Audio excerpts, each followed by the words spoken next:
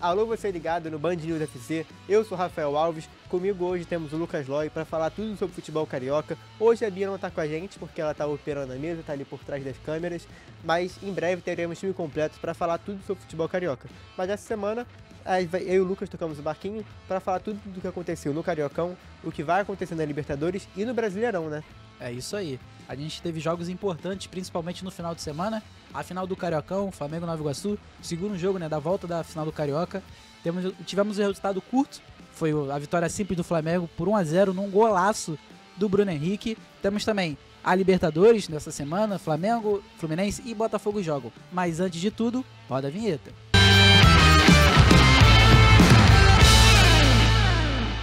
Antes da Libertadores, vamos falar do Cariocão, né? Porque acabou, o Flamengo fez uma campanha histórica, não só ganhou o título, como mostrou a que veio para esse ano. Exatamente. Flamengo que venceu o Carioca de forma invicta e superou o Vasco na sequência de maior campeão invicto do Campeonato Carioca, né? A gente teve uma ótima campanha do Flamengo, que só tomou um gol e também foi com um time ali um pouco mesclado. No primeiro confronto, ainda no Campeonato da Taça Guanabara, a respeito do time contra o Nova Iguaçu. Mas o Flamengo foi bem, tivemos grandes destaques no Carioca, até inclusive nessa última segunda-feira saiu o resultado, né? Quem foi o craque do Campeonato Carioca foi o Arrascaeta. Era de se imaginar. Era de se imaginar, mas a luta era boa. Diferente. Tivemos grandes destaques também nesse Campeonato Carioca, por exemplo, o Bill, o Carlinhos, que a gente vai falar daqui a pouco, que foi também pro Flamengo, jogava no Nova Iguaçu, né, no caso. E tivemos grandes nomes, o Bill na seleção também da semana. O próprio De La Cruz no Flamengo também veio muito bem o ano, esse ano se adaptou muito bem e parece estar jogando no Flamengo há anos, mas não, tem só alguns meses, poucos meses, mas que já mostrou que veio, se adaptou muito bem ao Flamengo e tomou posição, principalmente do Gerson, que está fora, mas é praticamente titular absoluto da posição, não tem como mexer. É um problema do Tite que começou o ano muito bem no Flamengo, chegou no fim da temporada passada, mas já para esse ano já mostrou tudo que ele tem de melhor. Uma defesa sólida e um ataque que não precisa falar nada porque ele não precisava nem fazer muita coisa. Porque o time do Flamengo já é absurdo de qualidade. O time do Flamengo do meio para frente realmente é muito forte. A gente teve também o artilheiro do Campeonato Carioca, que foi o Pedro, que também eu acho que ali estava na briga para ser o craque. Mas eu acho que qualquer um que fosse escolhido para ser o craque teria uma injustiça. Tivemos também o Iago do Fluminense, que foi um grande jogador. Temos o Carlinhos, que se destacou muito também. E várias promessas também se destacando. Mas, falando aí lá do Pedro, eu acho que é uma dor de cabeça boa também pro Tite, a presença dele ali na frente do Flamengo. E vai ficar essa incógnita, né? Quem vai ser o atacante? Agora, no resto da temporada, a gente tem ainda o Gabigol suspenso pelo doping, né? O Flamengo que ainda vai recorrer a essa situação do Gabigol. E temos a chegada agora do Carlinhos, que chegou ontem, foi anunciado, no caso, nessa segunda-feira, pelo Flamengo. Então, mas acho que o titular absoluto é o Pedro. Acho que para mim isso é indiscutível. Ele vai continuar nessa posição e o Carlinhos vai correr por fora. Ele ganhou mais de chances de jogar por conta dessa suspensão do Gabigol que ninguém queria. Eu tenho certeza que o Carlinhos não queria isso, que fosse dessa forma, mas é uma possibilidade para ele porque a temporada é muito longa. Tá só começando, tem Libertadores, Brasileirão, Copa do Brasil e tem uma Copa América para embolar isso tudo nesse meio do ano ainda. O calendário é grande. Então acho que ele vai ter as chances dele e vai poder mostrar que realmente ele veio para o Flamengo.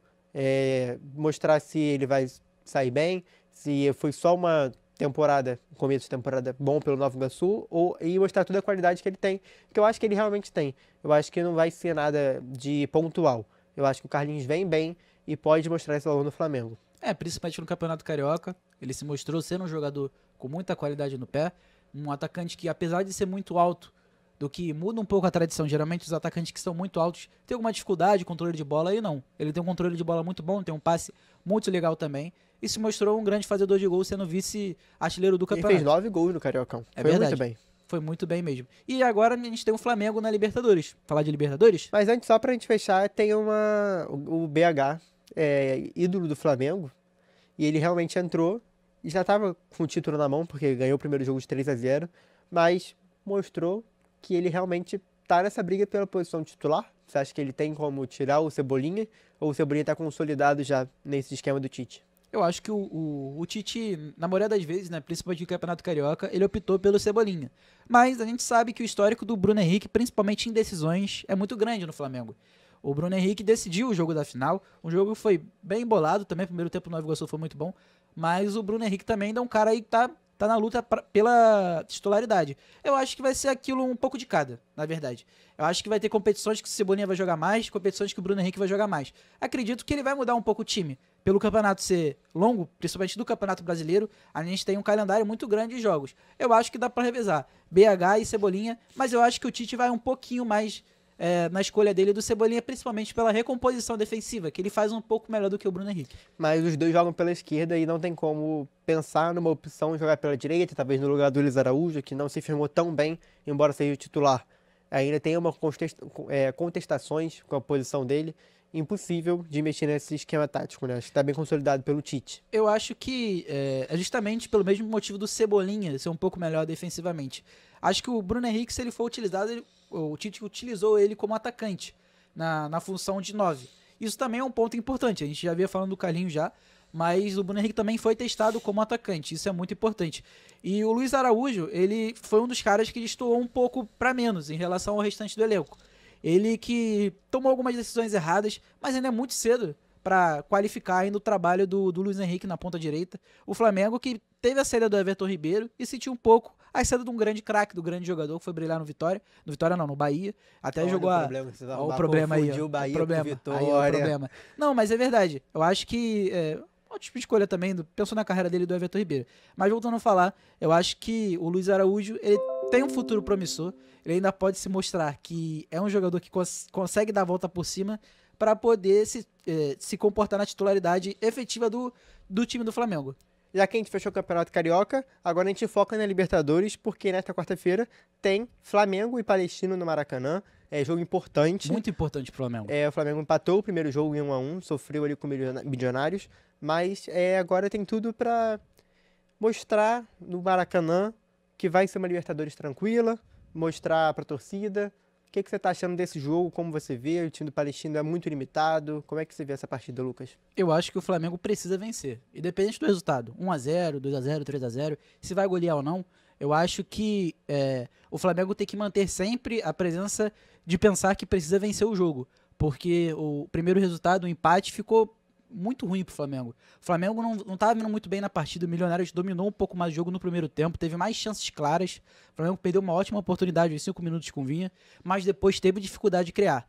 Mas com a chegada do pênalti pro Flamengo, que o Flamengo conseguiu decidir o jogo por isso, saiu na frente no placar, mas no finalzinho acabou levando o gol. O Flamengo que não tomava gol há muito tempo e acabou sofrendo esse empate também na Colômbia. Eu acho que esse jogo do Palestino, além da vitória, o Flamengo precisa mostrar que vai ser uma Libertadores diferente, porque o empate já transforma o cenário num pouco mais difícil.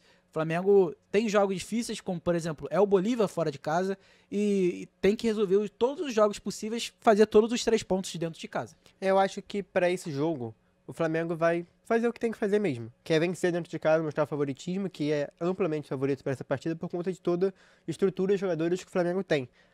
O primeiro jogo, óbvio, que o melhor dos mundos era a vitória, até porque o Flamengo vinha muito bem sem tomar nenhum gol, e conseguiu segurar esse resultado até o fim da partida, mas acabou sofrendo um gol.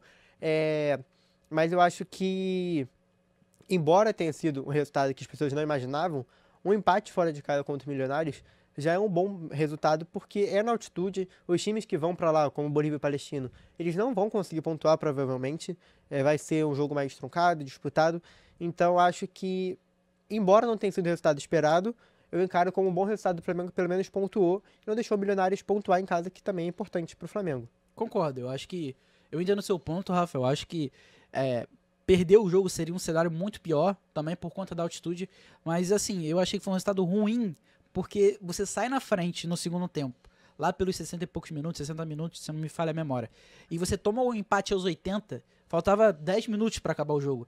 Então você deixa 2 pontos irem que, por exemplo, podem fazer uma diferença, como você pode ter a melhor campanha. Apesar da maioria dos times brasileiros terem perdido, o Galo foi o único time que venceu, ou empatado, no caso, né, dos times brasileiros, a gente sabe que a melhor campanha decide os jogos em casa. E isso é um critério diferente, é um critério, um ponto muito importante a se pensar falando de Libertadores. Então, foi como eu pensei também. Pela circunstância do jogo, acabou sendo um resultado ruim. Concordo. Mas eu não encaro como um resultado tão ruim como as pessoas falaram, porque eu acho que pode ter sido válido ganhar um pontinho fora de casa. O mais importante do Flamengo também é pontuar em casa. E tem tudo para fazer isso contra o Milionários, Palestino e Bolívar. E amanhã, nessa quarta-feira, né, já vai ter essa oportunidade de pontuar. E, na minha visão, é o pior time do grupo, então já sai na frente, faz uma... marca bastante gol para gerar um saldo bom. Saldo de gol maneiro. Então acho que para essa, como você falou, para manter a melhor campanha, já é importante amanhã fazer bastante gol. É importante. Mas é aquilo, a gente vai ter o Palestino jogando fechado, né? Mas eu acho que o Flamengo consegue vencer e quem sabe até golear o Palestino. É possível sim. E agora a gente muda a chavinha e vamos pro Fluminense. Bora. Que joga nessa terça-feira contra o Colo-Colo também no Maracanã, às 9 da noite. O Fluminense que também empatou em 1-1 no primeiro jogo contra o Alianza Lima. Circunstância diferente desse jogo que a gente falou do Flamengo. Bem diferente. O Fluminense saiu perdendo e conseguiu empatar. Eu acho que pro Fluminense foi um bom resultado pela circunstância do jogo, como a gente comentou. Eu acho que poderia ter sido muito pior com resultado negativo, com uma derrota do Fluminense. Eu acho que o Fluminense teve muito mais posse de bola no jogo. Teve um momento que chegou quase 80% de posse de bola. Só que coisas que impactam no jogo principalmente, que a gente já vai falar um pouquinho do Diniz mais pra frente, mas o time do Fluminense fica muito com a bola e nem sempre é efetivo. O Fluminense teve uma posse de bola absurda em grande parte do jogo, mas acabou saindo atrás no placar, não conseguiu fazer o primeiro gol. E aí ele consegue um empate, até que foi um empate que o resultado foi ok pro Fluminense, mas dava pro Fluminense ter ganhado o jogo porque em vários momentos ele tinha controle da partida. Eu acho que principalmente não só falando do Flamengo, do Fluminense, mas os times brasileiros no geral deixaram um pouco a desejar nessa primeira rodada de Libertadores. Até porque também vários jogavam as finais. Por exemplo, tivemos o Galo, que jogava também a final, mas ganhou. O próprio Grêmio, que jogou de time reserva da Libertadores. Exatamente. O Palmeiras jogou de time misto, meio que reserva também. Então isso é um ponto a se pensar também nessa primeira rodada, né? Então, para essa partida, o Colo-Colo, embora na minha visão seja inferior ao Fluminense, o Colo-Colo tem jogadores conhecidos aqui do Brasil, que era o Palácios, que jogou no Vasco e no Inter, o Léo Gil, que jogou no Vasco naquele ano que o Vasco foi rebaixado, no último rebaixamento do Vasco, que não foi tão bem, mas no Colo-Colo tem sido um bom destaque, e o principal jogador deles, que foi contratado como um rei, que é o Arthur Vidal, que jogou aqui no Brasil no Flamengo e no Atlético Paranaense. Então acho que o Fluminense tem tudo para vencer esse jogo, no Maracanã, do lado da torcida, e o Fluminense precisa dar uma resposta para a torcida, mas também tem que tomar cuidado porque do outro lado tem bons jogadores. Concordo. Eu acho que esse jogo não vai ser um jogo tão fácil assim. Eu acho que o Fluminense consegue sim a vitória, mas vai ser um jogo importante também para alavancar, e o Fluminense é o atual campeão da Libertadores. Ele precisa mostrar para que veio, precisa mostrar e defender o semblante de campeão da última temporada. Eu acho que o Fluminense vence sim um jogo contra o Colo-Colo, mas o Colo-Colo vai jogar bem fechado, né? Porque a fase de grupos é um pouco melhor agora para o Colo-Colo, então o empate vai ser um ótimo resultado para o time chileno, mas eu acredito na vitória. O Fluminense que vem com algumas peças de recomposição. A gente não tem a presença do John Kennedy, do Manuel, Marlon, são dois zagueiros que estão fora. Só pra gente fechar aqui os desfalques, então, o Keno também tá fora, Gabriel Pires, John Kennedy e Diogo Barbosa estão fora desse jogo. Então, como provável escalação, tem Fábio, Samuel Xavier pela lateral direita. Aqui vem uma inovação do Diniz, digamos assim, com Felipe Melo e Martinelli na dupla de zaga. Pelo lateral esquerda, o Marcelo, meio de campo com Paulo Henrique Ganso, André e Lima, ataque Marquinhos, John Arias e Germancano, que está voltando porque não jogou o primeiro jogo, que o Lelê entrou de titular. E pensando nessa escalação, o que mais surpreendeu foi o Martinelli na zaga. O que você acha dessa ideia do Diniz? Como você vê? Você acha que ele está inventando demais? Acha que pode surtir efeito? Como você está vendo isso tudo? Eu acho que o Diniz tem essa tendência de fazer decisões e tentar mudar um pouco o elenco do Fluminense. Ele tem o elenco na mão, ele ganhou a última Libertadores. Só que é meio complicado você pensar em o Martinelli na zaga, porque o Fluminense perde no meio campo. O Martinelli é um titular da posição no meio campo. Então você acaba perdendo um pouco nessa segunda saída de bola, não a da zaga, mas a do meio campo, podendo dar um passe mais vertical. E o Martinelli também é um jogador baixo, ele não é um jogador alto. O Fluminense também perde na bola aérea. Quem sabe o Colo-Colo pode fazer um gol de cabeça e acabar prejudicando uma partida que seria um resultado fácil para o Fluminense, se tornando difícil. Então eu acho que em alguns momentos ele acaba inventando um pouco e ao invés de colocar um zagueiro na função. É difícil, o Fluminense tem baixas, como por exemplo o Marlon, como por exemplo também o Manuel. E o improviso também tem que acontecer. Só que a gente já viu isso em outros cenários, entendeu? Do Fluminense escalar, por exemplo, o André de zagueiro, isso o Fluminense acaba perdendo um pouco no meio de campo. Isso é um dedo do Diniz, né? Então, o Diniz para essa partida tem o Antônio Carlos na zaga que ele vai optar por deixar de fora e preferir o Martinelli, no caso. E também o Thiago Santos, que ele já botou nessa função. O Thiago Santos, na final da Recopa, foi titular, foi até bem nessa partida, mas agora ele prefere tirar o Thiago Santos e botar o Martinelli, talvez pensando nessa saída de jogo. Eu vejo com o pé atrás, eu acho que ele já testou isso em algumas partidas e deu o resultado que ele considerou bom, mas também tem jogadores da posição na zaga. Então acho que é complicado pode dar certo. Pode dar certo. E até porque ele conhece muito bem o time, como Sim, você falou. Com certeza. Eu penso na seguinte maneira. Como eu já vim falando aqui há muito tempo, o Fluminense precisa contratar um zagueiro à altura do Nino. Eu acho que esse ponto é o principal. O Fluminense fez contratações. Óbvio, cada jogador tem sua qualidade. Quando ele vem pro Fluminense, pro time, ele é avaliado a qualidade do jogador, se ele realmente vai impactar, e o dedo do Diniz, porque ele aprova a vinda do atleta. Então, se ele aprovou a vinda do atleta, por que ele não utiliza ele então? Sabe? Eu acho que isso é um contexto que fica um pouco duplicado, fica ambíguo na relação do Fluminense, Tite em relação à gestão. Tite não, Diniz em relação à gestão do Fluminense. Porque se você tem peças de funções e você não utiliza o jogador, é difícil, né? A gente pensa que o jogador não tem capacidade de jogar. Claro que ele tem. Como qualquer atleta, ele pode se mostrar aí dentro de campo, principalmente para a torcida. Eu acho que o resultado vai vir dentro de campo, então a gente vai ter que esperar até às 9 da noite dessa terça-feira para ver como é que esse Fluminense vai desempenhar, mas pensando numa opção do Colo-Colo vir um pouco mais recuado, o Martinelli pode não sofrer tanto na defesa e com a saída de bola dele dar um resultado imaginado. E agora vamos falar da grande decepção da primeira rodada da Libertadores, que foi o Botafogo, que perdeu em casa de 3-1 para o Júnior Barranquilla. Foi atropelado logo de cara, 3-0 no primeiro tempo. E agora tem um duelo difícil, que é a LDU fora de casa, a altitude de mais de 2.800 metros. O Botafogo acaba tentando se complicar um pouco nesse começo de Libertadores. O que você acha principalmente dessa partida que o Botafogo vai enfrentar? Eu acho que é uma partida difícil. A gente tem a estreia do novo técnico do Botafogo, já vai ser uma pedreira. Jogar em 2.800 metros de altitude não é fácil, principalmente contra a LDU, que é um time que tem um retrospecto forte contra times brasileiros. É muito difícil. Atual campeão da Sul-Americana. Exatamente. E é aquilo também, né? Eu acho que o Botafogo, perdendo o primeiro jogo em casa, amargurou muito, foi um resultado péssimo. Óbvio que não é uma temporada se jogar fora, o Botafogo, pelo grupo que ele tem na Libertadores, dá pra dar essa volta por cima ainda, mas o Botafogo precisa pensar em vencer. Pelo menos um empate, né? Contra a LDU, e eu acho que o empate ainda não é grandes coisas, porque perde o primeiro jogo em casa. Então tem que pensar em vencer um jogo fora de casa. Eu acho que vai ter que vencer algum jogo fora de casa. Um empate, pensando nesse cenário de Botafogo fora de casa contra a LDU, eu acho que já é um bom resultado, porque tira pontos da LDU dentro de casa, porque a LDU é o atual líder da chave, porque ganhou o primeiro jogo. Mas eu acho que pro Botafogo, da LDU, é importante tirar ponto. Não deixa a LDU ganhar, empata ou ganha, mas pensando na continuação da Libertadores, o ideal é a vitória. Mas acho que o empate já é um bom resultado. É um bom resultado, mas é aquilo que eu falo.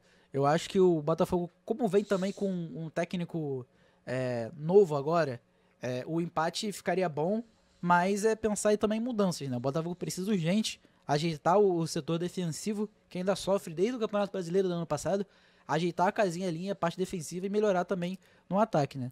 Eu acho que o ataque do Botafogo é muito bem resolvido de peças. E tem que ver como é que o Arthur Jorge vai arrumar esse time. Mas de peças, de nome, eu acho que é um time bem montado. Tem Jefinho, tem Savarino, tem Júnior Santos, tem Tiquinho, tem Luiz Henrique, tem Eduardo. Tem cartaz na manga. Tem. Do meio para trás, eu acho que é o problema do Botafogo hoje em dia. O que o Barbosa não se firmou ainda, o Lucas Alter também não. As laterais são um problema do Botafogo. O goleiro também, o Gatinho às vezes oscila. Eu acho que o Botafogo tem que arrumar o time do meio para trás.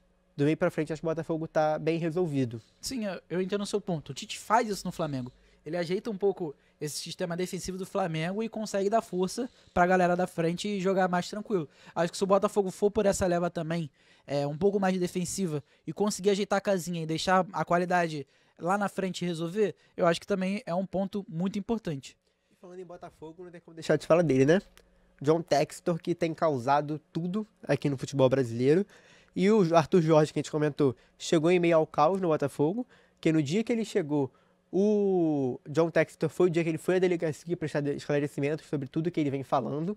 Inclusive, John Textor vai, nessa quarta-feira, ao STJD, vai ser julgado por conta das falas dele lá no ano passado contra o Palmeiras, quando ele falou que o jogo foi roubado, aquela virada de 4-3, que tinha fraudes, que o Palmeiras estava sendo beneficiado. Ele vai ao STJD para ser julgado. E nessa semana, ele falou mais coisas ainda, falou sobre inteligência artificial para provar fraude, que o Botafogo ele tem provas, que isso, que aquilo, e gerou também burburinho em outros clubes, como a gente comentou semana passada. São Paulo, Fortaleza, que ele disse que teve fraude nesses jogos desses dois times, e a maior rusga foi justamente com o Palmeiras. A tia Leila não gostou, Leila Pereira não gostou das falas dele e soltou aspas fortes, que ele é um fanfarrão, que ele tem que ser banido do futebol brasileiro. Como você viu isso tudo, Lucas? Eu acho que, principalmente, as falas da Leila são bem polêmicas também. E principalmente o pronunciamento do John Textor. Eu acho que a declaração dele é muito complicada. Porque se você tem provas, antes de expor, você precisa provar, né? E ele não fez isso. Ele disse que tem provas, guardou pra ele. E agora ele vai ao tribunal e vai ter que responder pelo que ele disse, né? Vamos ver se ele realmente vai conseguir provar isso tudo que ele falou. E teve a resposta da Leila. Antes do jogo entre Palmeiras e Santos, na final do Campeonato Paulista, a presidente do Palmeiras, ela soltou várias farpas pro John Textor, como você mesmo disse, né? Então é muito complicado. Você pensa agora também em instituição e SAF, todos esses burburinhos que tem vindo pro Botafogo. Eu acho também que o John Textor ele tenta fazer isso para defender um pouco o perfil da torcida do Botafogo. Ele tenta, de alguma forma, abafar o prejuízo que ele teve, principalmente no Campeonato Brasileiro, e a derrota, né, que o Botafogo teve no Campeonato por Palmeiras. Eu acho que ele precisa responder isso da melhor maneira dentro de campo, com os jogadores jogando bem. Ele pode dar a volta por si e mostrar, principalmente para a torcida do Botafogo, que ele é um cara competente e ótimo gestor, dando resultado, trazendo títulos, trazendo boas contratações, como ele vem fazendo, óbvio, mas tendo resultado no futebol. Eu acho que, indo ao STJD nessa quarta-feira, ele tem tudo. É o lugar perfeito para ele mostrar as provas que ele disse que ele tem. Então, se ele realmente tem isso tudo que ele disse em mãos, apresenta, e aí a gente vive uma revolução no futebol brasileiro, ou então ele vai ter que sofrer as consequências disso tudo que ele tem falado há tanto tempo no futebol brasileiro. E eu acho que, como gestor, ele está indo bem no Botafogo. O Botafogo subiu de nível desde que ele chegou, briga por títulos, brigou no passado, acabou não ganhando, mas brigou, tem brigado por grandes jogadores.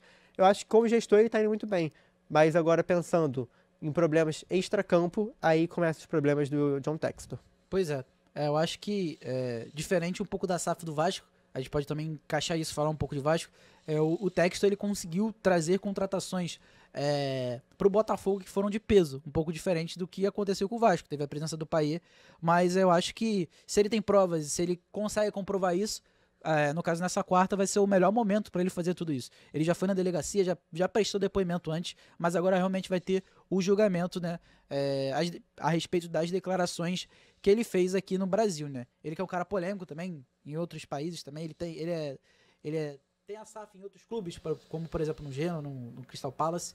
Ele é um cara de boa gestão, mas é um cara também muito polêmico. Mas vindo agora pro lado do Vasco, eu acho que essa SAF do Vasco ainda é uma promessa, né? Poderíamos assim dizer. O Vasco está passando por uma revolução muito forte. O que você acha, Rafa? É um momento do Vasco sem movimentações ainda, né? O Vasco, desde que foi eliminado do Campeonato Carioca, não apresentou nenhum jogador. A janela está aberta aqui no Brasil, não, de jogadores do exterior não, mas do Brasil está aberta. O Vasco tem tentado movimentações, mas como você falou, a SAF do Vasco ainda é uma incógnita. Infelizmente, se você pensar nas outras SAFs, já estão mais consolidadas que a do Vasco. Tem dinheiro, o dinheiro está sendo investido no Vasco, tem tido investimento, mas dentro de campo o resultado não tem aparecido. Óbvio, comparado aos jogadores que chegavam antes da SAF, é um nível muito acima. Mas com o dinheiro que o Vasco já gastou, eu esperava um time melhor do Vasco. Eu acho que teria outro painel, teria outro plantel no time do Vasco de jogadores. E só pensar nisso também, desde que foi eliminado do Campeonato Carioca, o diretor executivo Alexandre Matos foi demitido. Até hoje nada, não se fala nada sobre isso, não tem movimentação interna, não se fala na imprensa, não tem nada anunciado, especulado, não tem muita coisa acontecendo. O Vasco teve um único jogador na seleção do Campeonato Carioca, que foi o Lucas Piton. Ele deu uma entrevista após a premiação, disse que vai ser um ano tranquilo, tem treinado bastante, mas o torcedor está com uma pulguinha atrás da orelha. O torcedor do Vasco está pensando o que vai ser realmente esse ano. Ainda faltam peças para esse time, para o time titular também, para o banco de reservas nem se fala. Então acho que é a hora do Vasco, que Vasco estreia no próximo domingo contra o Grêmio em São Januário, é hora do Vasco dar uma resposta para a torcida. Falar, não, o que ficou para trás, ficou. A gente tem um técnico que está com a gente desde o ano passado e vai continuar mostrando trabalho e dar uma resposta para a torcida e falar, não, agora vai dar tudo certo. A gente tem uma Copa do Brasil pela frente ainda, que pode ir longe, quem sabe, e um Campeonato Brasileiro sem sustos, que é o que o torcedor do Vasco minimamente espera. Eu acho que é o que o torcedor do Vasco precisa, dessa confiança e voltar a acreditar no Vasco. Porque nenhum torcedor, não só do Vasco, mas nenhum merece passar pelo que o Vasco tem passado há tanto tempo. Eu acho que todos os anos que volta pra Série A, fica naquele imbróglio se vai cair de novo, não vai cair, entendeu? Eu acho que nenhum torcedor merece passar por isso.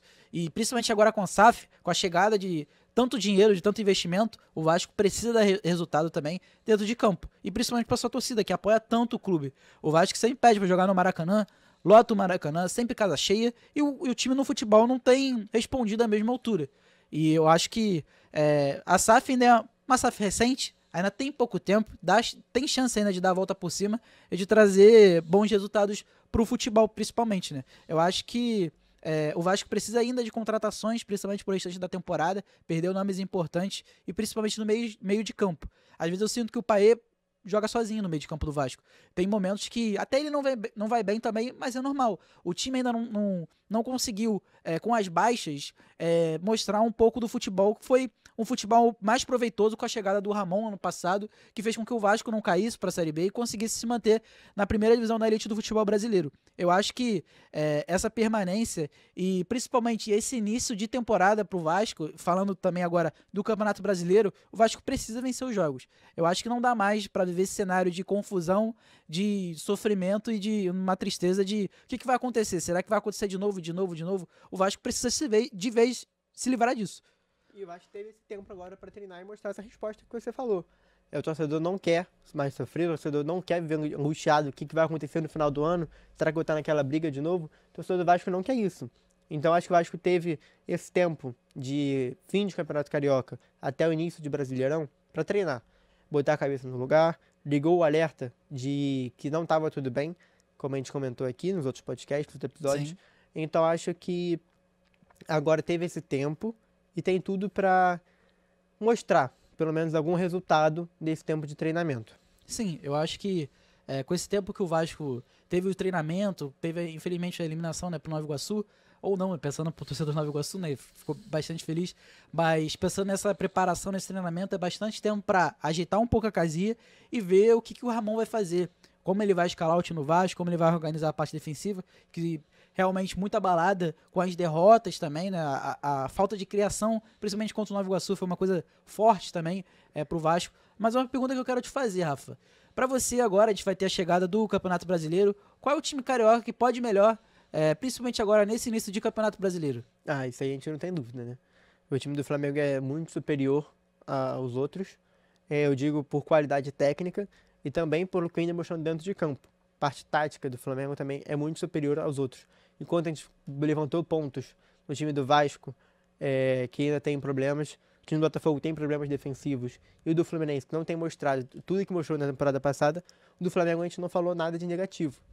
O time do Flamengo só tem coisas positivas nesse ano. Óbvio que tem problemas, teve o lance do Gabigol, tem polêmicas internas, tem essas coisas, mas dentro de campo o time do Flamengo tem mostrado tanto resultado que eu acho que é o que vai despontar e vai brigar do início ao fim ao título do Campeonato Brasileiro.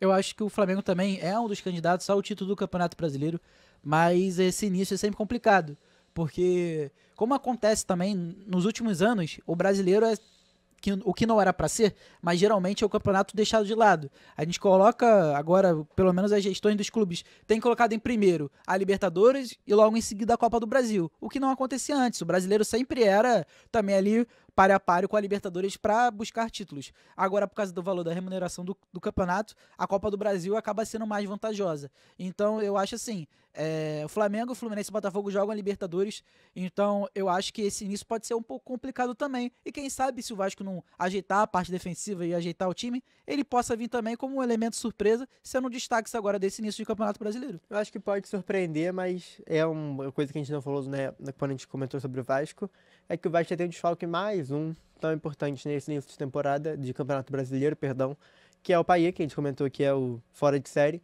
que teve um entorse no joelho e vai ficar pelo menos umas 2, 3 semanas de fora. Então, pode surpreender o Vasco, mas eu acho que tem tudo para ser Flamengo brigando desde o início ao fim. Beleza, eu acho que o Flamengo tem essa participação boa no início, pensando também no segundo elenco, né? Eu acho que esse segundo elenco pode ser realmente essa sobressaída do Flamengo para poder dar a volta e conseguir ir liderando desde o início. Como o Tite fez um time que toma poucos gols, isso é muito importante pensando também em pontos corridos. Porque você não tomar gols e você vencer, por mais que seja uma vitória simples, às vezes você não faz um grande jogo, mas você pontua, isso é muito importante. Isso foi realmente um destaque, principalmente pro Botafogo no ano passado. O Botafogo sempre vencia os jogos, sempre conseguia, embalado, fazer essa ótima campanha, porque tinha um sistema defensivo bem consistente. Também com o Adrielson, com o próprio Perry defendendo muito, e aí o Botafogo conseguiu se manter nos primeiros 18 jogos lá de forma extraordinária, batendo recordes e recordes do primeiro turno. Então acho que a gente falou tudo que a gente tinha que falar hoje. A gente vai encerrando aqui mais um episódio do Band News FC. Espero que você tenha gostado. Deixa a sua opinião. O que você está esperando do seu time para essa temporada? O Brasileirão começando. Como está a sua expectativa para o seu time? Botafogo vai te surpreender? O Fluminense vai mostrar que veio esse ano? O Vasco, como você espera o seu time? Conta pra gente aqui nos comentários.